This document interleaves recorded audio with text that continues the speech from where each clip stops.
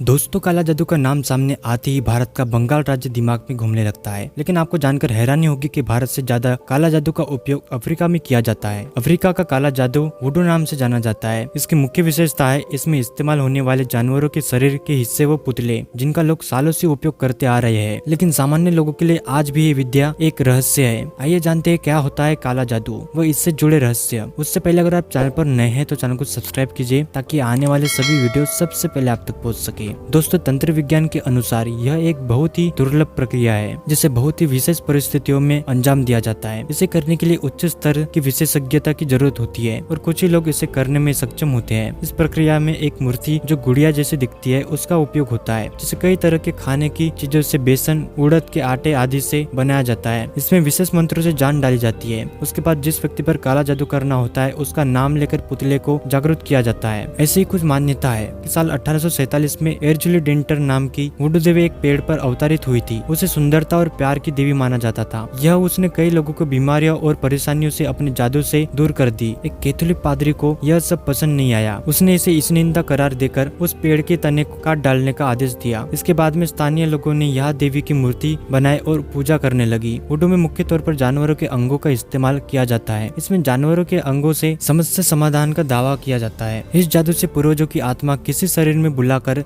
भी अपना काम करवा सकते हैं। इसके अलावा हर बैठे इंसान के रोग व परेशानी का इलाज के लिए पुतले का भी उपयोग किया जाता है। वुडू जानने वालों का मानना है कि इस धरती पर मौजूद हर जीव शक्ति से परिपूर्ण है, इसलिए उनकी ऊर्जा का उपयोग करके बीमारियों को ठीक किया जा सकता है। वुडू में जानवरों जैसे कि बंदर, मगरमच्छ, बकरी, ऊंट, लंगूर, छिपकली, तेंदुआ आदि के अंग उपयोग में लाए जाते हैं। जानकारों का मानना है ये जादू और कुछ नहीं, बस एक बंच ऑफ एनर्जी है जो एक स्थान से दूसरे स्थान तक भेजा जाता है, या कहे एक इंसान के द्वारा दूसरे इंसान पर भेजा जाता है। इसे law of conversation of energy से समझा जा सकता है, जिसके अनुसार एनर्जी में be transfer from one form to another but it can not be created और डिस्ट्रॉयड। हिंदी में कहा जाए तो ऊर्जा न तो पैदा की जा सकती है और ना ही इसे खत्म किया जा सकता है, सिर्फ इसके स्वरूप को दूसरे स्वरूप में बदला जा सकता है। यही ऊर्जा का सकारात्मक इस्तेमाल है तो नकारात्मक इस्तेमाल भी है। सनातन धर्म का अथर्ववेद सिर्फ सकारात्मक और नकारात्मक चीजों के लिए ऊर्जाओं के इस्तेमाल को ही समर्पित है। आपको समझना होगा कि ऊर्जा सिर्फ ऊर्जा होती है, वह न तो देवी होती है न शैतानी। आप उससे कुछ भी बना सकते हैं, देवता या शैतान, या बिजली की तरह होती है। क्या बिजली देवी है या शैतानी, अच्छी या बुरी होती है? जब वो आपके घर को रोशन करती है तो वो दिव्य होती है। गीता में कहा गया है कि अर्जुन ने भी कृष्ण से यही सवाल पूछा था कि आप देवी है, अगर वही देवत्व